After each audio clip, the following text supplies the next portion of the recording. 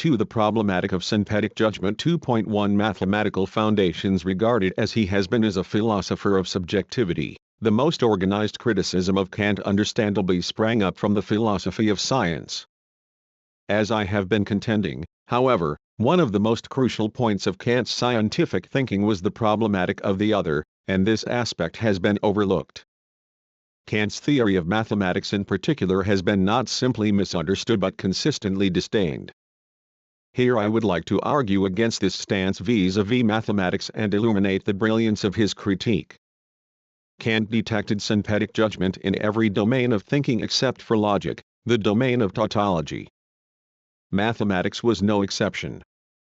Or, more to the point, Kant's radical contribution here was that he considered even mathematics, the very domain believed to be most stable and certain because of its being analytical, as an a priori synthetic judgment. During his lifetime, it was this stance that earned Kant the worst reputation of all of his ideas, and it has been constantly attacked ever since. But Kant maintained this stance because previous philosophy had insisted that only analytic judgment was apodictic, and accordingly took mathematics, which philosophy was convinced was the most analytic of judgments, as a norm. I would like to shed more direct light on Kant's intervention by looking into specific instances of this old philosophical conviction. Leibniz held that the basis of truth lay in being identical or reducible to the identical truth, and he further distinguished between contingent truth, truth of fact, and necessary truth, truth of reasoning.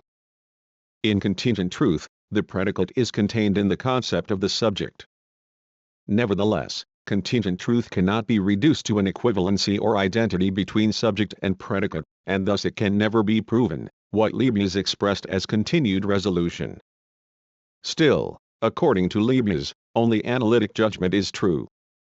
Nonetheless, he also came to posit, by way of the principle of sufficient reason, that even truths of fact are analytic judgments that are deducible from the subject. For example, in the contingent proposition of fact Caesar crossed the Rubicon, the phrase cross the Rubicon is contained already, enthymemically, as Leibniz says, in the subject Caesar. In short, Leibniz believed that all synthetic judgments result in analytic judgments. The early Kant thought in a similar manner. Meanwhile the Hume who interrupted Kant's dogmatic slumber with his acute skepticism still believed that only mathematics was analytic. And for this, Kant criticized him. It was nonetheless just as if he had said, pure mathematics contains only analytic propositions, but metaphysics contains synthetic propositions a priori. Now he erred severely in this, and this error had decisively damaging consequences for his entire conception, concerning the necessary connection between cause and effect. For had he not done this, he would have expanded his question about the origin of our synthetic judgments far beyond his metaphysical concept of causality and extended it also to the possibility of a priori mathematics. For he would have had to accept mathematics as synthetic as well. But then he would by no means have been able to found his metaphysical propositions on mere experience, for otherwise he would have had to subject the axioms of pure mathematics to experience as well, which he was much too reasonable to do. One in this respect, it must be said that Hume's skepticism was indeed inconsistent. He did not move beyond the convention that solely analytical thinking is solid while the synthetic is questionable. By contrast, Kant's epoch-making contribution lay in his skepticism concerning the analytic nature of mathematics, the very ground of metaphysics since at least Plato. But even those who agreed with Kant's critique of metaphysics did not understand his insight into ch2 mathematics as synthetic. As far as this point was concerned, they were too steeped in metaphysical thinking. It was Kant alone who dared to step into, and to subvert, the sacred precinct that the conflicting philosophical poles, rationalism and empiricism, had simply taken for granted. What is more, this radicalism is intimately related to the fact that Kant imagined the possibility of a new mathematics. The so-called crisis of mathematics is said to have begun with two mathematical innovations of the late 19th century, non-Euclidean geometry and set theory. To be more precise, Carl Friedrich Gauss had already thought of both possibilities, including what kind of crises they would cause. but he kept quiet and even discouraged public discourse about them. Therefore, it is not the case that the critical situation of mathematics suddenly surfaced in the late 19th century. By the mid-18th century, the idea of non-Euclidean geometry was already known. For instance, it had already been demonstrated that from the axiom, the sum total of the three internal angles of a triangle is smaller than that of two right angles, a system of theorems could be constructed without contradiction. Furthermore, non-Euclidean geometry in the context of the problem of the sphere had also already been conceptualized. As Gottfried Martin points out, Johann Heinrich Lambert, one of the founders of this tendency, was a friend of Kant's too, and Kant's awareness of the possibility of new mathematics is evident in his papers on physics, as I will demonstrate. What Kant sought to ground philosophically was certainly not the mathematics and physics that had already been solidly established in the 18th century. A foundational theory would never have to be constructed in the first place if not in response to a crisis of foundation itself. What drives philosophers toward rigorous theoretical grounding is always critical consciousness, as it is precisely exemplified also in Marx's critique of political economy, which would not have come into existence in the absence of actual financial crises. For his part, what drove Kant toward his own foundational theory was a radical sense of crisis, which, however, was far too progressive to be shared or accepted by his contemporaries. And, to a certain degree, it could be said that Kant, like Gauss later, avoided publicly declaring the crisis, so as to avoid the legendary fate of Hippasos. If Kant's texts are so still suggestive today, it is ultimately because of his pioneering sense of the crisis, but also because of his discursive prudence with regard to stating more publicly the depth and implication of this crisis. Hence the need for a transcritical reading of his work. When he was 22 years old, Kant wrote in his graduate thesis that if the law changes, the expansion of space will also turn to have different properties and dimensions. The science of all the possible space will be without doubt the highest geometry the finite understanding can undertake. Though, as we realize, it is impossible to represent a more than three-dimensional space. For now, one of the most influential aspects of the Elements by Euclid, 306-283 BCE, is the thesis that a theorem can be deduced from an axiom without contradiction. But this claim does not hold for the diverse mathematics that have developed over history. The development of mathematics has been driven more by applied mathematics, or by games, than by any principle. This is because the crux of mathematics has always been located in the practice of grasping the relation of things. As an effect of the Euclidean principle, however, it has been assumed that all mathematical procedures could and should follow the proof as a formal, and analytical, deduction from an axiom. And this is the reason why mathematics has become established as the fountainhead of analytical judgment. Nonetheless, prioritizing analytical judgment was not the specific property of mathematics itself. It is metaphysics that has taken mathematics as the norm because of the presupposition that mathematics is analytical. In other words, it is Plato's dogma that only analytical thinking is true that made Euclidean geometry possible. Therefore, to undermine Plato's position, mathematics must be the primary field of critique. And the truth of the matter is that the question of whether or not the Euclidean elements are truly analytical has been asked more or less from the inception of mathematics. The elements consist of definitions, axioms, and postulates, and among these, it is the fifth postulate that has been most controversial: if a straight line crosses two other straight lines so that the sum of the two interior angles on one side of it is less than two right angles, then the two straight lines, if extended far enough, cross on that same side. In the 18th century, this was why J.G. restated into a simpler proposition, the famous parallel postulate: through a point P outside a line L there is one and only one line parallel to L. The particular postulate in Euclid's The Elements was thrown into doubt by the following question: isn't this theorem deducible from other postulates and axioms? What non-Euclidean geometry made clear was that Euclid's fifth postulate is independent of the other Euclidean axioms. And further, not only that this is not intuitively self-evident but also that contradiction will not occur even if other postulates are adopted. For instance, Lobachevsky's geometry was derived from the proposition the sum total of the three internal angles of a triangle is smaller than that of two right angles, while Riemann's geometry came from the proposition the sum total of the three internal angles of a triangle is larger than that of two right angles. Using different expressions, Lobachevsky adopted the postulate in a plane, through a point outside a line L, there are an infinite number of lines which do not intersect L, while Riemann chose through a point P outside a line L there is no line parallel to it. That is, every pair of lines in a plane must intersect, but, to repeat, and as Gottfried Martin also emphasizes, Kant had already thought of the possibilities of non-Euclidean geometry. In fact, when Kant considered mathematics as an a priori synthetic judgment, he already had explicitly in mind the very nature of axioms. Kant clearly maintained both that axioms are independent of empirical substance and that they are, at the same time, not sheer constructs of the concept, or understanding. Empirically speaking, for example, since parallel lines do not intersect, it follows that the axiom, parallel lines intersect, is independent of empirical reality.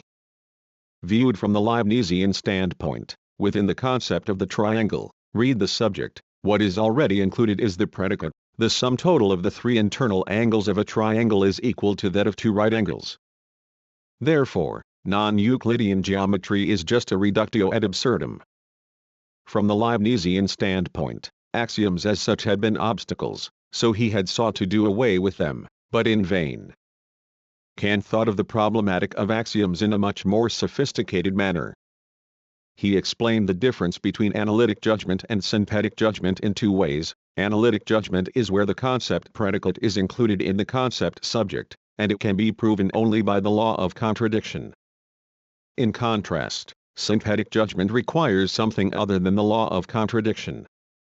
Which is to say that Kant's consideration of mathematics as being an a priori synthetic judgment derives rigorously from his consideration of the status of axioms.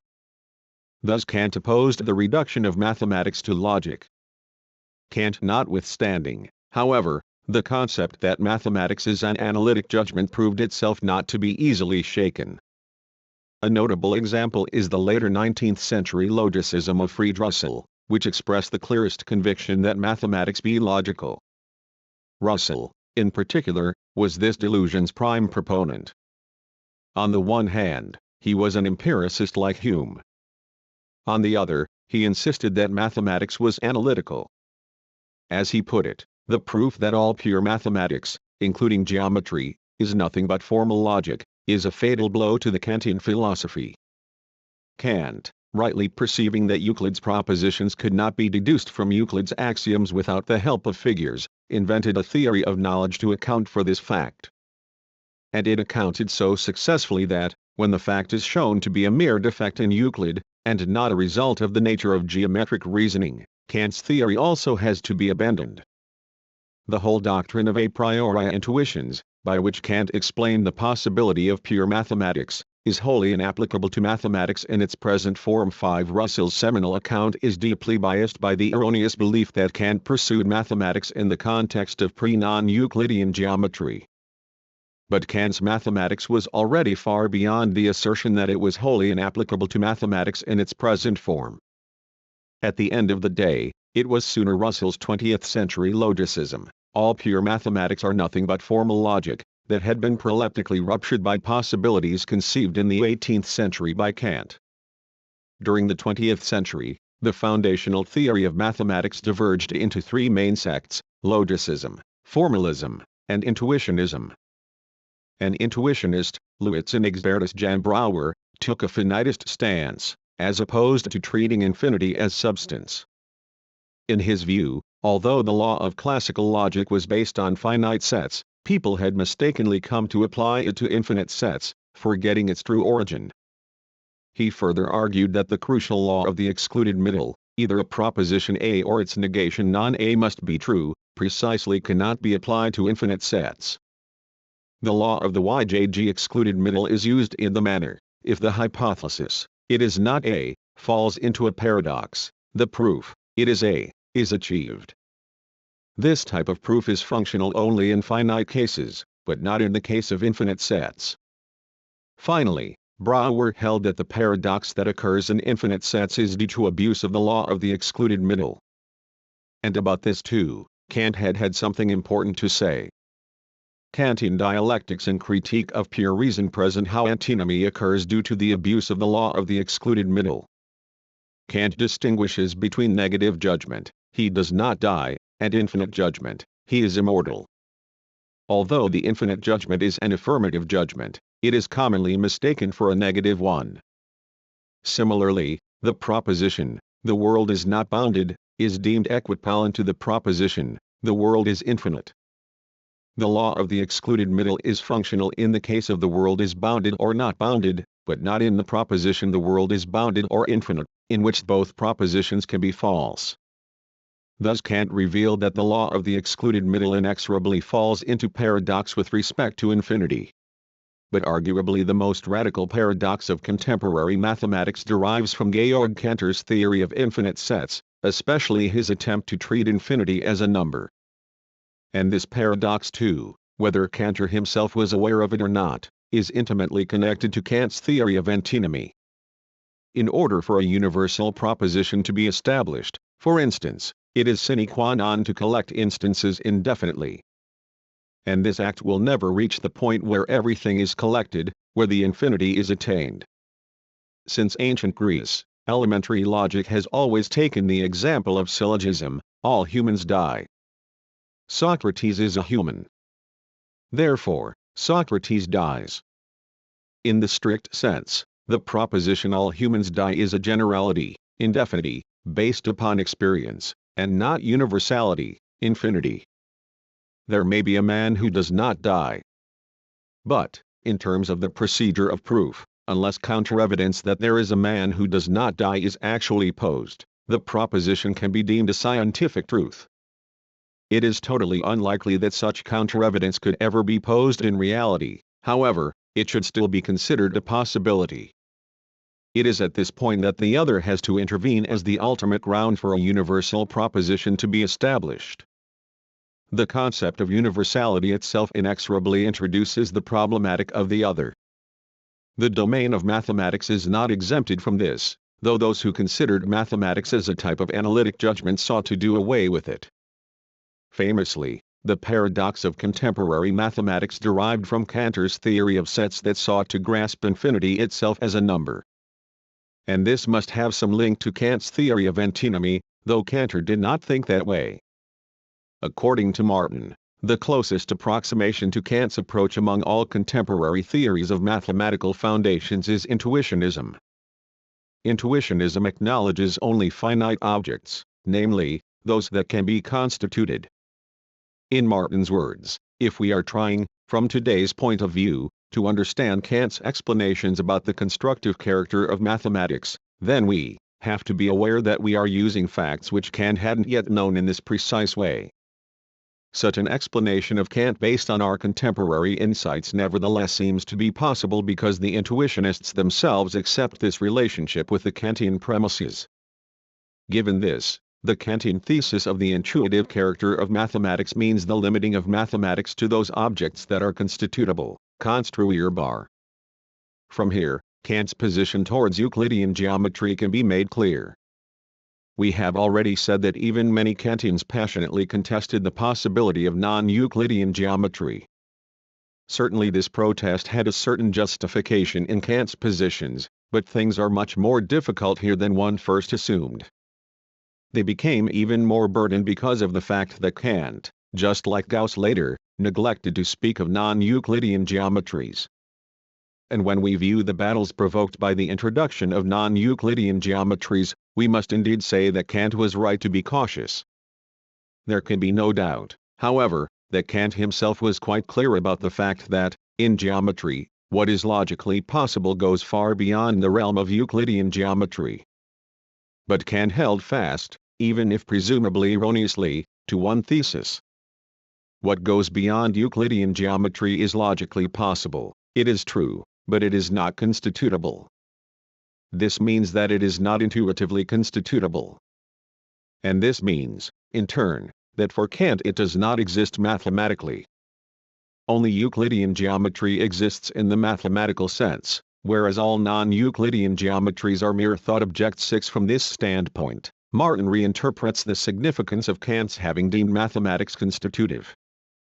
Intuitive is equal to constitutable. All geometries can be thought without contradiction, whereas YJG cognizable ones are limited, and this limitation overlaps finite constitutability. All in all, it was for this reason that Kant set up the distinctions between thing in itself and phenomena, thinking and cognition. Therefore, we must acknowledge that Kant's theory is not in the least obsolete.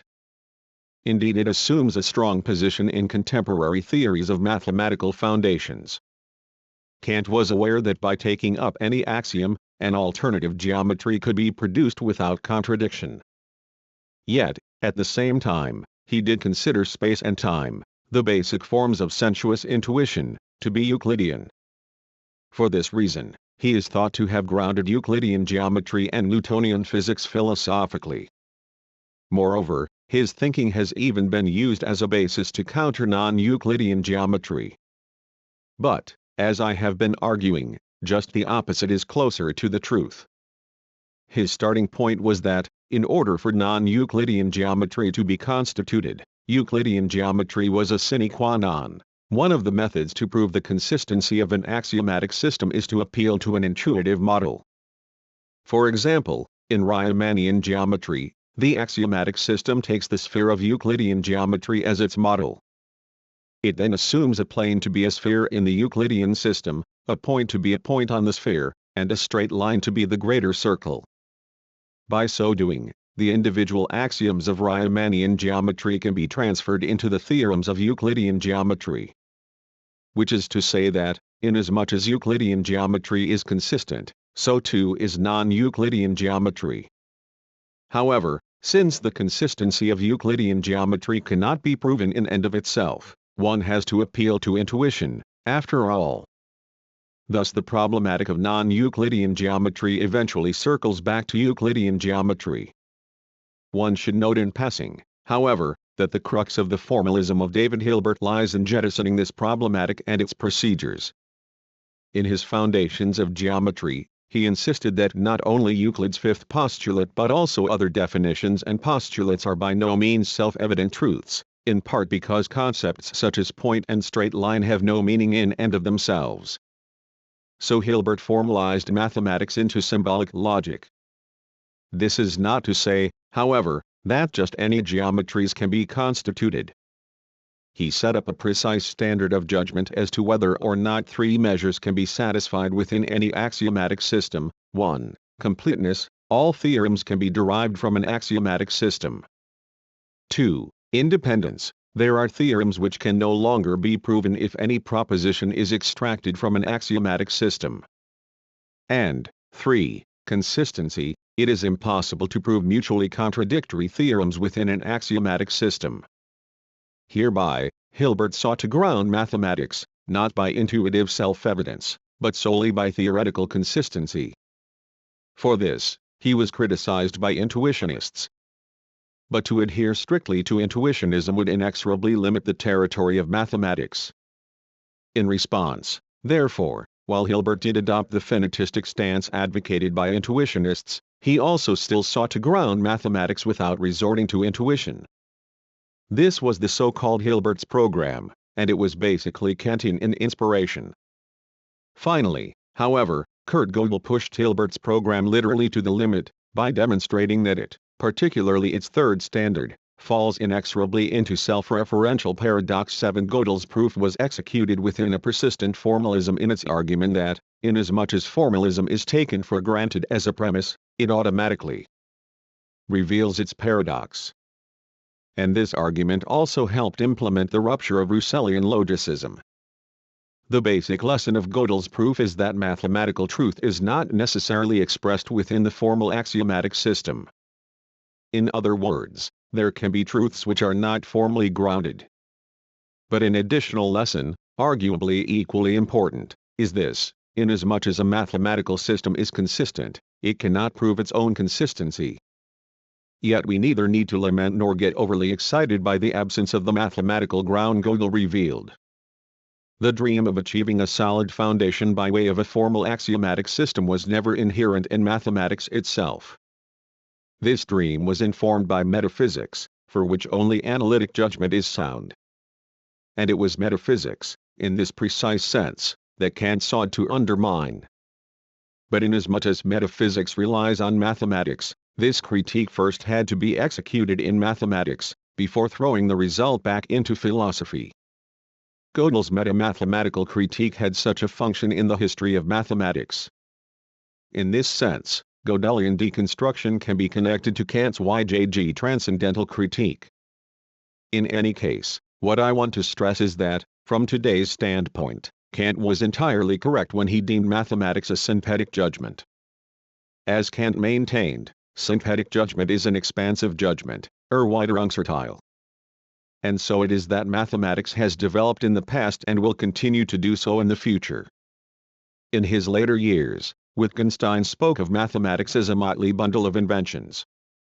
In this expression, he too affirmed with Kant that mathematics is a synthetic judgment. 2.2 The linguistic turn philosophers of the post-linguistic turn tend to accuse Kant of having remained within the philosophy of subjectivity. But this claim is simply not true, and conceals the true radicality of his thought. For what Kant problematized as the activity of subjectivity was in actuality language. Kant saying that phenomena are constituted by the form of sensibility and by the category of understanding is equivalent to saying that they are linguistically constituted. Not by chance, a neo-Kantian philosopher like Ernst Cassirer renamed them symbolic form. For this reason, the prospect of going beyond Kant by appealing to the linguistic turn can only be misleading. To make this point clear, I will refer to Wittgenstein, since he is commonly embraced by linguistic turn thinkers. Returning to Gödel for a brief moment, it is not as if his proof paralyzed the whole practice called mathematics. It rendered obsolete only that part of the system which is infallibly deduced from an axiom. Which is to say that Gödel liberated mathematics from the bind of infallibility with which it had been unfairly charged from without. This didn't shock Wittgenstein. Here is how he spoke of his position with regard to Russell: "It is my task, not to attack Russell's logic from within, but from without. And with regard to Gödel, my task is not to talk about, for example, Gödel's proof, but to bypass it." 8. What do those expressions, "from without," and "to bypass," mean? That Gödel attacks Russell's logic from within means that he, in effect, deconstructs Russell's formal system by inducing its undecidability from within. So is Wittgenstein then declaring that he would do the same thing from without? Not precisely. The fact that Wittgenstein spoke so much about Russell and so little about Gödel, in the climate in which the incompleteness theorem was giving mathematical society such a salutary shock, only speaks of Wittgenstein's antipathy toward Gödel's position, and brings Wittgenstein closer to Kant's transcendental critique. Gödel was a tacit Platonist. He demonstrated the undecidability of Cantor's continuum hypothesis, but with respect to the fallacy of that hypothesis, it is said that Gödel claimed he could intuit it through meditation, if not prove it formally. He acted out the performance of negatively proving the absence of a foundation by way of formal demonstration only because he believed a priori in the mathematical substance that would require no further foundation. Instead of writing positively, he implies negatively. If so, wasn't Gödel's negative theology, deconstructing the formal grounding with a make-believe faith, the true target of Wittgenstein's antagonism, much more than Russell's wholehearted faith in the foundation? 9. In his late career, Wittgenstein focused on a radical reconsideration of the procedure of proof, the premise for Gödel's undecidability as opposed to decidability. Mathematical thinking is canonically seen as infallible only insofar as it is consistently deduced from an axiom. Wittgenstein thrust two explosive contingencies into this system of faith.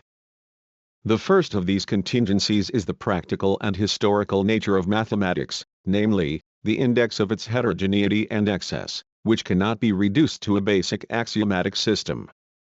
In the case of Gödel's proof, it is based upon a translation from the foundations of non-Euclidean geometry, first, into Euclidean geometry, and second, into natural numbers. As Wittgenstein relates this translation, What is it to coordinate one system of proofs with another? It involves a translation rule by means of which proved propositions of the one can be translated into proved propositions of another. Now it is possible to imagine some, or all, of the proof systems of present-day mathematics as having been coordinated in such a way with one system, say that of Russell, so that all proofs could be carried out in the system, even though in a roundabout way. So would there then be only the single system, no longer that many? But then it must surely be resolved yjg into the many. One part of the system will process the properties of trigonometry, another those of algebra, and so on. Thus one can say that different techniques are used in these parts. 10 Certainly, Wittgenstein opposed the projects of Russell, inter alia, to ground the whole of mathematical practice in set theory. For instance, according to Russell, 1, 2, 3 can be translated into 1, 1, 1, 1 as a grounding. With this method, however, any even moderately larger equation becomes too cumbersome. According to the Wittgenstein who noted a mathematical proof must be perspicuous, 11 it is definitely not perspicuous, whereas with the decimal system it becomes perfectly perspicuous. In Russell's view, calculation in the cardinal system, 1, 1, 1, 1 is grounded and authentic. In Wittgenstein's, even calculation using the decimal system is a mathematical invention and a system of proofs in and of itself.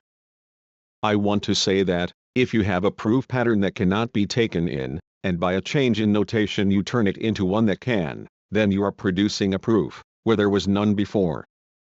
12 For Wittgenstein, it was simply no longer necessary to prove mathematical systems by means of a general foundation. As he put it, it is not something behind the proof, but the proof that proves. 13 New forms of expression or new mathematical proofs automatically produce new concepts in and by themselves.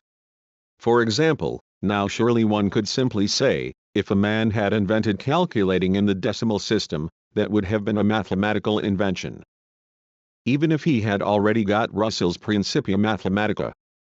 14 It, mathematics forms ever new rules, is always building new roads for traffic, by extending the network of the old ones. 15 But the mathematician is not a discoverer, he is an inventor. 16 From time to time in mathematics it happens that identical theorems arise from different fields and contexts. Rather than considering them as one and the same, however, Wittgenstein, who understood mathematics as consisting of multiple systems, considered that they belonged to different systems of rules. It was in this context that he wrote, as we have seen, I should like to say, mathematics is a motley of techniques and proof, and upon this is based its manifold applicability and its importance. 17 Thus what Wittgenstein objected to was founding multiple systems of rules upon a single system. But this is not to say that mathematical polysystems are completely separate and unrelated. Though they are translatable into, that is, interchangeable with, each other, they do not share the same system. Family resemblances was the name he gave to such a complicated network of similarities overlapping and crisscrossing. 18 Instead of producing something common to all that we call language, I am saying that these phenomena have no one thing in common which makes us use the same word for all, but that they are related to one another in many different ways. And it is because of this relationship, or these relationships, that we call them all language. 19 Likewise, what are grouped together under the umbrella term mathematics are polysystems that cannot be centralized. Wittgenstein stressed this heterogeneity not only because mathematics deals with heterogeneous nature in a practical manner, no less than do the various sciences, but also, and more important, because heterogeneity comes from an acknowledgement of the other who cannot be interiorized. And this is the second contingency, the first being the practical and historical nature of mathematics. Wittgenstein's critique of formalism was thus focused on its tendency to exclude the otherness of the other, the contingency of the relation to the other. Generally speaking, mathematical proofs appear to be done automatically and peremptorily. But Wittgenstein stressed that, as to subjects following rules, they are less automatic than compulsory. This position is reminiscent of the Plato, though unlike Gödel's Plato, who associated geometric proof with dialogue. Or more precisely, if Plato made mathematics infallible, it was by way of introducing the proof as a dialogue in the sense of collaborative inquiry. In the Meno, Plato's Socrates induces a boy who is not well educated in geometry to prove a theorem. In this demonstration, Socrates proves that there is neither teaching, nor learning, but only recollection, anamnesis. This is known as Meno's paradox or the paradox of pedagogy. The proof is executed in the form of a dialogue, but a peculiar one in which the only thing Socrates need say is, "You see, Meno, that I am not teaching, only asking." 20. The prerequisite to the dialogue is a rule that stipulates, upon the acceptance of a basic premise, axiom, one must do nothing to contradict it. Proof becomes unattainable at any moment if the boy utters anything contradictory to what he has said previously. In other words, the boy has always already been taught to follow the rules, which he then recollects. Prior to the dialogue, he already shares the a priori rules. Who taught them to him? There is nothing extraordinary about Socrates' method. It is based on specific Athenian legal institutions. Nicholas Rescher has reconsidered dialectics in terms of those forms of disputation and courtroom procedure in which an interlocutor, prosecutor, presents his opinion, and an opponent, defendant, counters his point, followed by the interlocutor's response. 21. In this way, the first interlocutor's point does not have to constitute an absolutely infallible, indisputable thesis. As long as no effective counter-proposal is raised against the initial assertion, it is understood to be valid and consequential. In such argumentation, the interlocutor bears the onus probandi, the burden of proof. And the defendant is not required to give testimony. Socrates' method clearly follows this course. It is significant that Plato began the Meno by describing the case of Socrates himself, who believed so strongly in the dialogic justice that he accepted his own death as a result of a verdict. For the Socratic method, even if the verdict were found to be unjust, it is the process of justice itself that is of primary importance, and Socrates acknowledged as true only what passed through this process. In many courts of law, both opponents must obey a common rule that technically allows the prosecutor and the defense attorney to exchange roles at any time. Those who do not acknowledge and adhere to the legal language game are either ordered out of court or ruled incompetent by the court. In this sort of game, no matter how forcefully or enthusiastically they might oppose one another, neither opponent occupies the position of the other. As Rescher notes, this dialogue always has the potential to become a monologue. Indeed, in the works of Aristotle and Hegel, dialectics did become a monologue. And though Plato's dialogues were written in the form of conversation, finally they too must be considered dramatic monologues, as Bakhtin pointed out in Problems of Dostoevsky's Poetics. Western philosophy thus began as an introspective, that is, monologic, dialogue, or, alternatively, dialogic monologue. Mathematics is privileged because its knowledge has a compelling power far beyond that of the subjectivity I. Which does not mean, however, that the power is due to the characteristics of mathematics in and of itself. Rather it is thanks to Plato's and Euclid's notion that only that which survives the process of legal argumentation can be deemed mathematics. In this manner, mathematical proof is presumed to be produced by intersubjectivity, that is, by that which lies beyond individual cognition. The true Socratic Platonic invention is not the idea that reason inheres in the world or the self, as is often claimed, but rather that only that which goes through the dialogic process is rational. Those who refuse dialogue, no matter how deep the truth they may grasp, are irrational. Whether or not the world or the self contains reason in and of itself ultimately counts for nothing. Only those who are subjected to dialogue are rational. And this is also the standpoint from which the pre-Socratics are scrutinized. Being rational is equivalent to accepting, as premise, the principle of dialogue with others. Proof, no matter how it be written, assumes a compelling power because it includes collaborative scrutiny with others. Finally, it is thanks to this process that mathematics has been considered as the norm. As I have pointed out, Popper's concept of proof to the contrary is based on this same conviction. and Kant's position, that mathematics is a synthetic judgment, was its most radical critique. Synthetic judgment is universal only insofar as proof to the contrary is presupposed, not the proof of the other who shares the same system of rules, but of the other who does not share the same system of rules. Kant's radicalism exists in the fact that he pursued the problem of alterity in communication deep into mathematics, and that he did this by introducing the transcendental other, the other who cannot be internalized into the same system. The transcendental other, as distinct from the transcendent other, the sacred other, God, is a quintessentially secular other who is everywhere and every time in front of us. One of later Wittgenstein's most crucial contributions is his emphasis on precisely this secular other.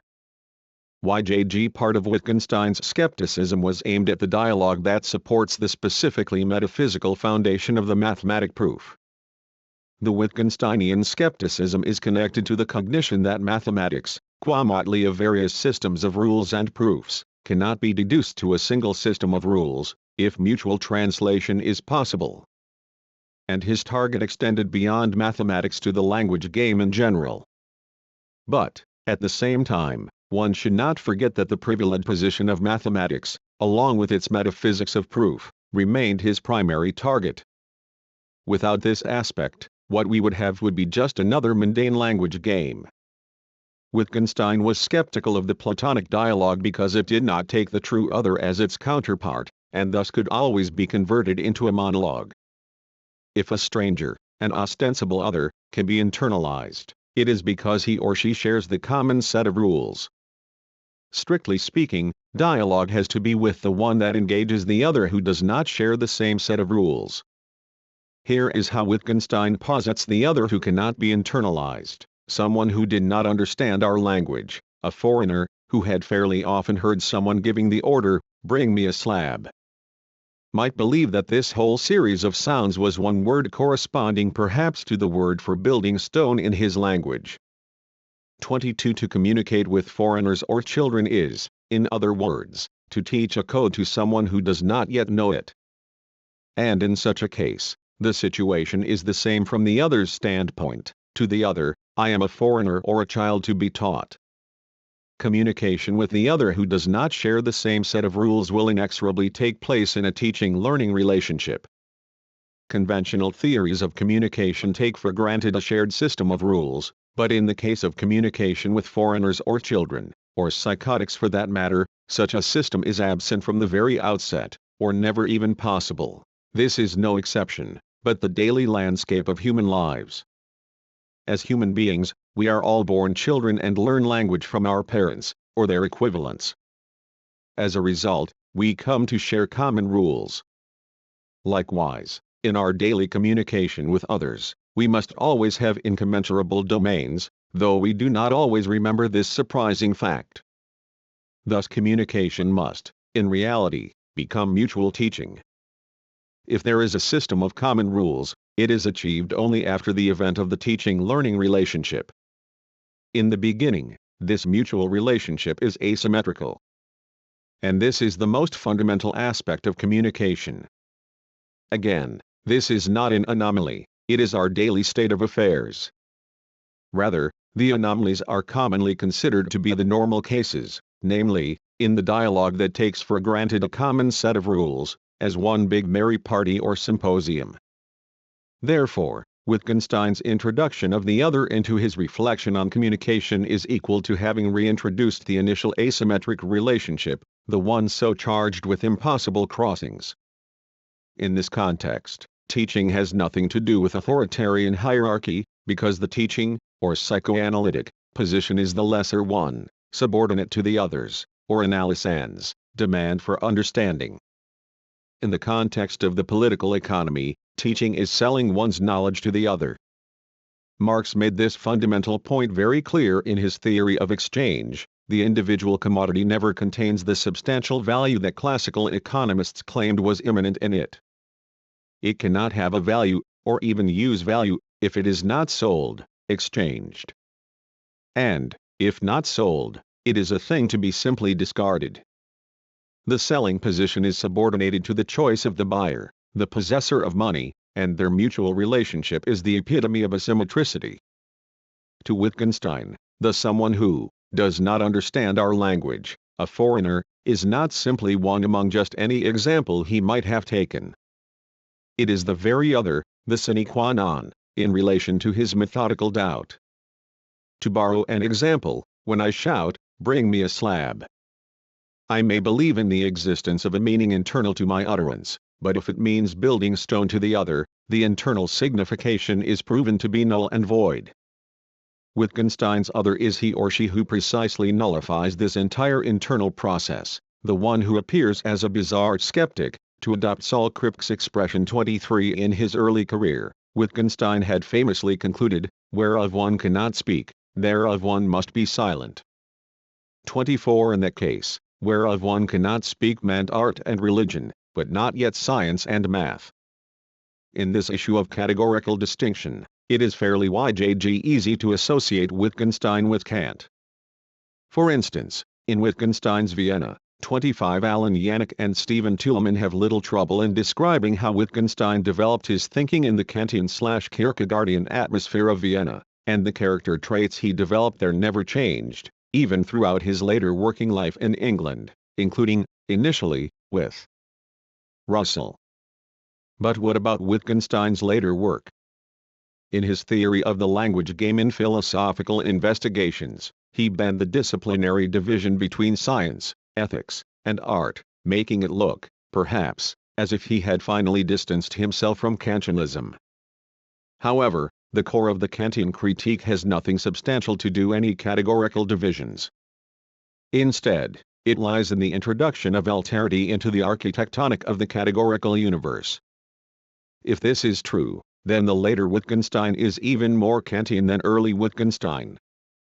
It is here, in this problematic of alterity, the other who is empirically omnipresent but grasped only transcendentally, that Kant and Wittgenstein, most radically, most transcritically, intersect. There is another canonical perception that Wittgenstein advocated the precedence of social language over private language, namely, solipsism. While this sounds plausible and benevolent, finally it buries the radial crux of his skepticism, nullifying it.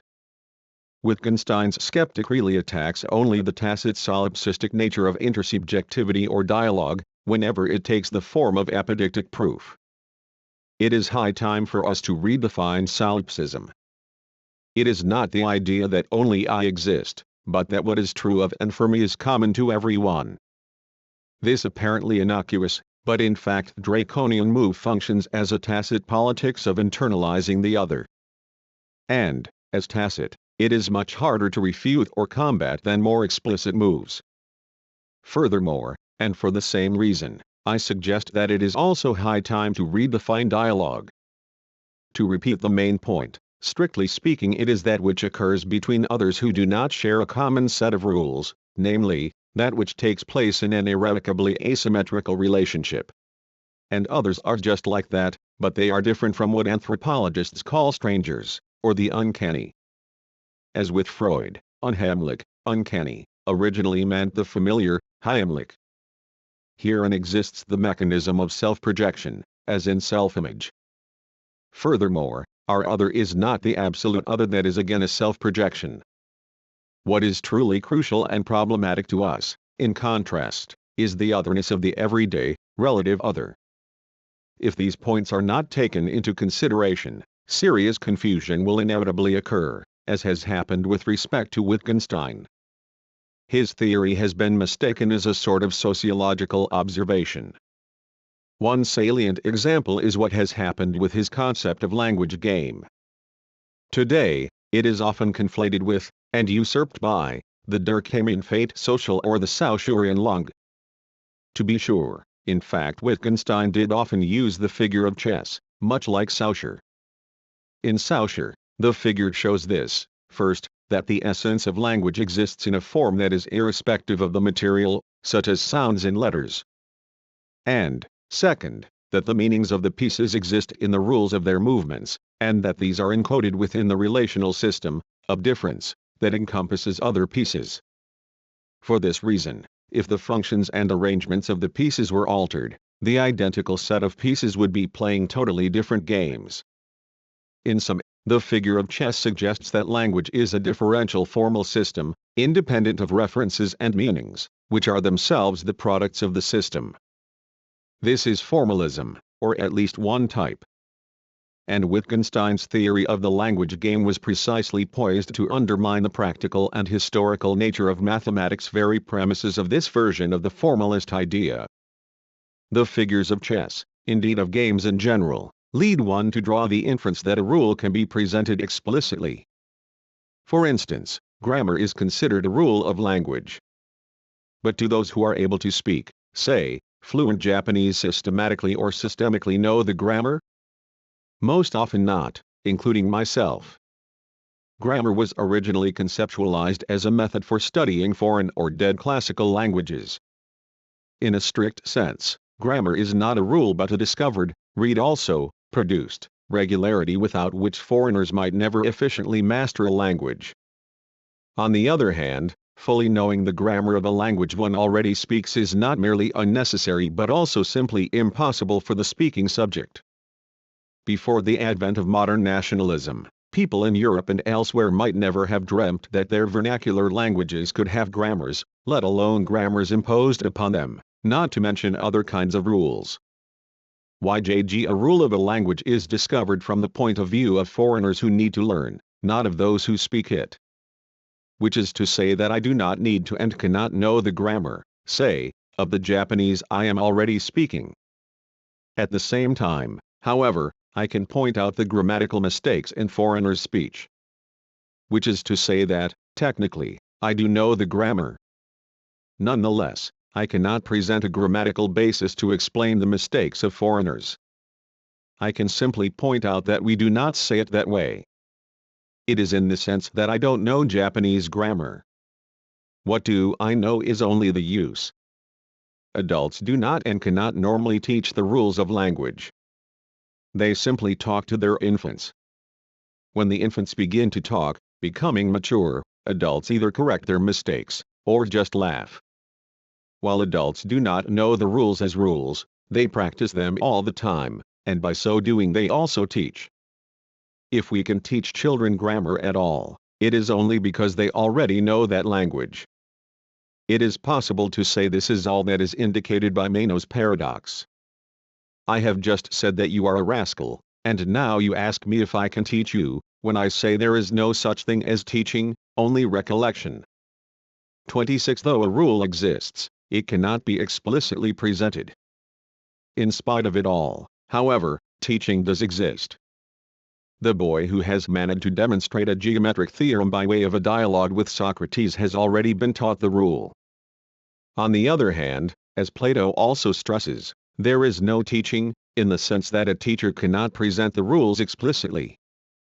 Wherein exists teaching/learning a rule, therein exists something that cannot be rationally elucidated any further. As noted earlier, Plato tried to solve this paradox by appealing to the doctrine of recollection, anamnesis, knowing full well that it was a myth, a noble lie, Genean pseudos, noble in the sense of well-bred, which is in part only to say linguistically competent, thus tightly closing the tautologous circle. The doctrine of recollection is based upon the idea that the identical exists fundamentally within everyone, collectively.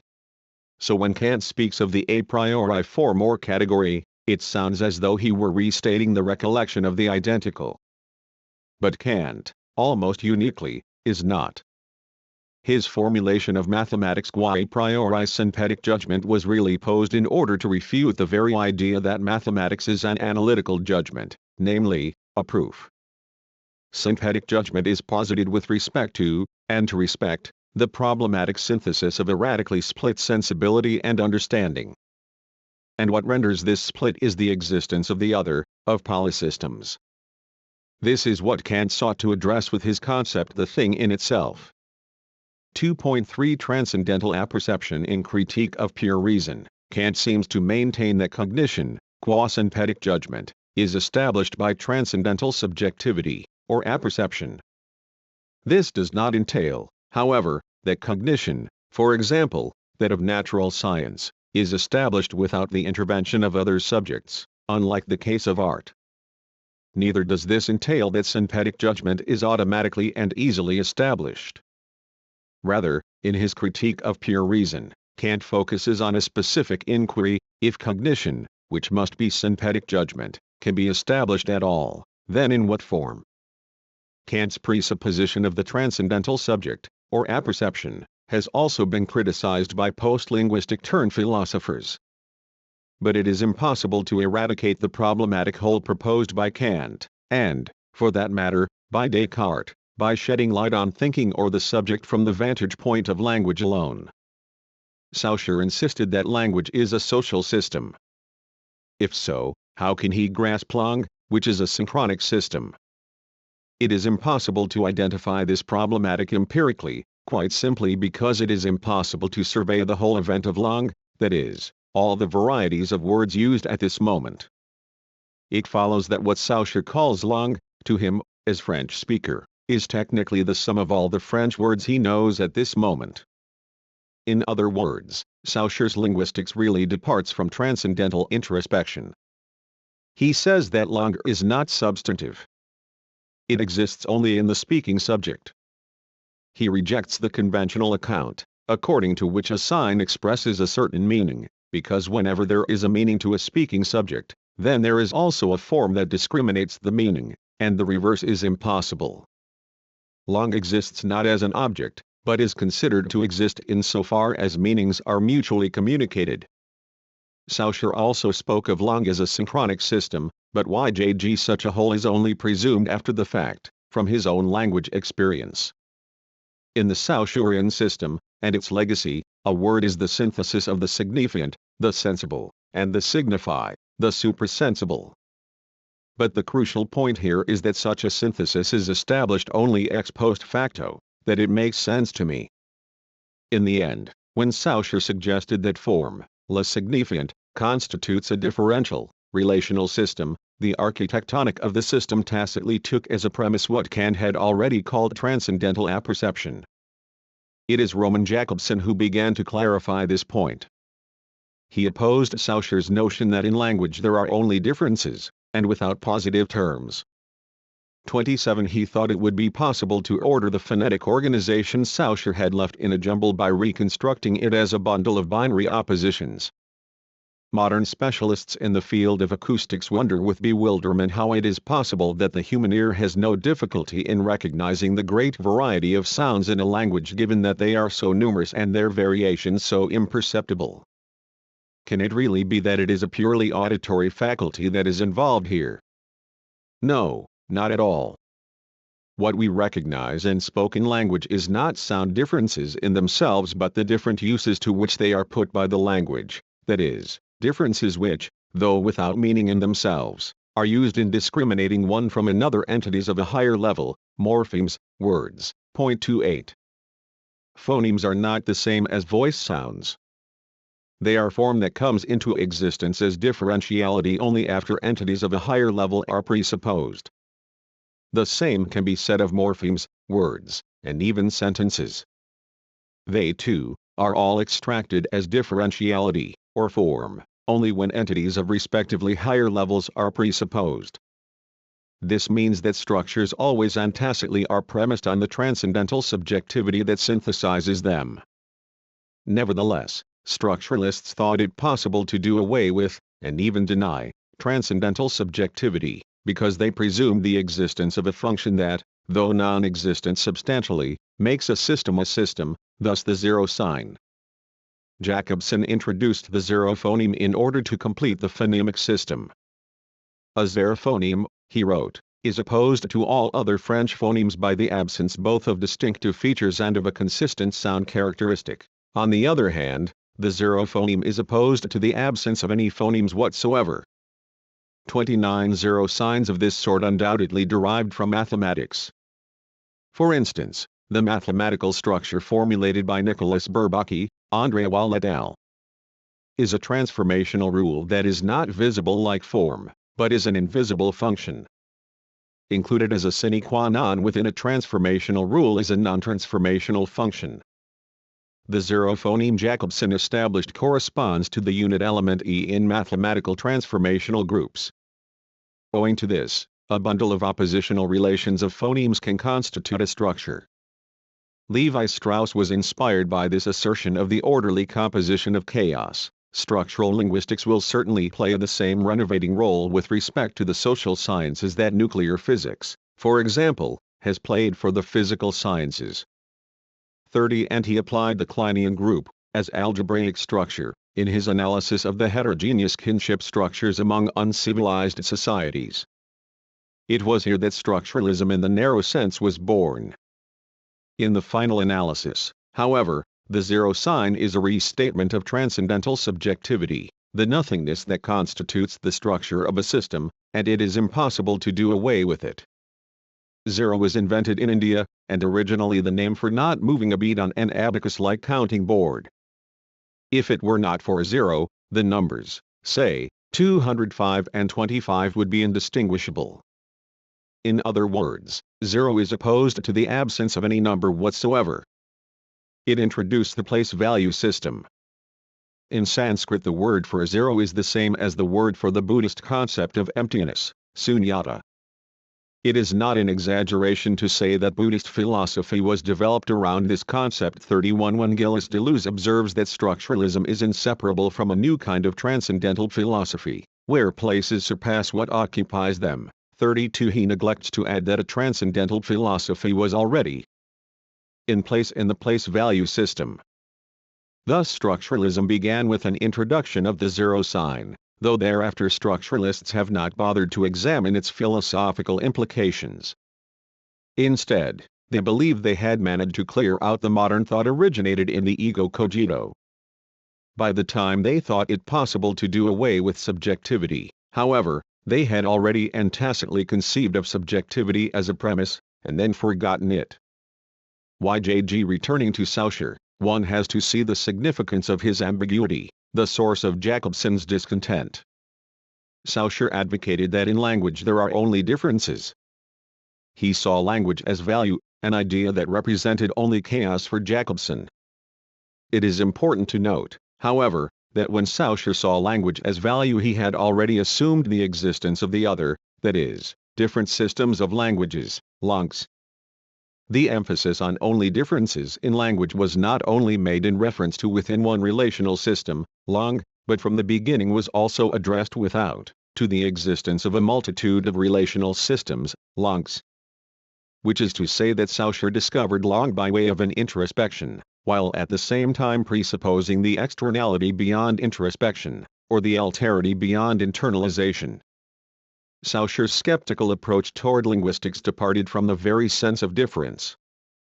Accordingly, it might be said that Saussure's linguistics was a Kantian critique of two existing tendencies: on the one hand, Wilhelm von Humboldt's early 19th century linguistics, which considered languages as Volksgeist, and, on the other, historical linguistics, which observed the transformation of language, as if due to a natural scientific law, as an object independent of consciousness. Against the former, Saussure's approach rejected the internal coherence of language, and emphasized it against the latter. In other words, his ambivalence lay in the fact that he considered langue as an enclosed synchronic system, even as he negated such an internal coherence. From this perspective, the meaning of Saussure's statement that language is social becomes clear. He is not simply saying that language is a fate social, Durkheim, beyond individual consciousness. Nor is he simply saying that individual terms exist only in a larger relational system. Those accounts consider language only as one langue, one system or community, and as such they are restatements of transcendental subjectivity. But language is properly social only when it is seen as, and in, communication with the other, with those others who belong to other systems of rules, langues, or communities. As I noted earlier, Wittgenstein sought to scrutinize linguistic communication in the context of teaching foreigners.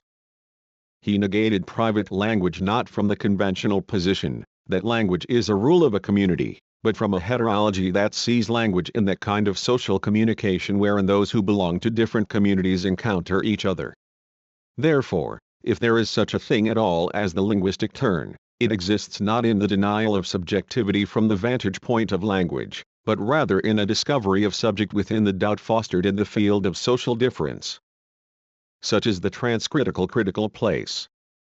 3. Transcritique 3.1 Subject and its topos. Kant's transcendental critique has been attacked for being a successor to the Cartesian method that constitutes the world by way of the cogito. It is possible to defend Kant against this position by pointing out a number of characteristics that dissociate him from Descartes. But instead of doing this now, I would like to reconsider Descartes himself, who is being nearly unanimously attacked nowadays. In his discourse on method, Descartes speaks autobiographically about the motives behind his overall skepticism. Reading old books, he had learned that discourses on truth vary according to different historical contexts. And by traveling he had learned that truths themselves are the constructs of grammars and customs of communities. He wrote, and, having recognized since then, in traveling, that all those who have sentiments very contrary to ours are not, for that reason, barbarians or savages, but that many of them make use of reason as much as or more than we do. And, having considered how much different one and the same man, with his very same mind, being brought up from his infancy among the French or the Germans, becomes from that which he would be if he had always lived among the Chinese or the cannibals. And how, even down to the very fashions of our clothing, the same thing that pleased us 10 years ago, and that will perhaps please us once again 10 years hence, now seems to us extravagant and ridiculous, so that it is much more custom and example that persuade us than any certain knowledge, and yet the voices of the majority are not a proof that be worth anything for truths even a little difficult to discover, because it is much more likely that one man alone had found them than that a whole people had, having learned, having recognized. And having considered all this, I say, I was unable to choose anyone whose opinions might have seemed to me to have to be preferred to those of the others, and I found myself constrained, as it were, to undertake to guide myself by myself when it is commonly said that Descartes was a solipsist who closed off dialogue and sought to secure truth by way of his concept of ego. As is evident in the passage just cited, however, Cartesian doubt begins from his realization that the truths people believe in are simply determined by the example and custom of the community to which they belong, namely, by shared rules and paradigms. That is to say that Descartes had already been observing the world in the manner of a cultural anthropologist. As I pointed out earlier, many post-linguistic philosophers reject methods such as his, motivated as they appear to be in introspection. But the reason Descartes himself tended toward introspection in the first place was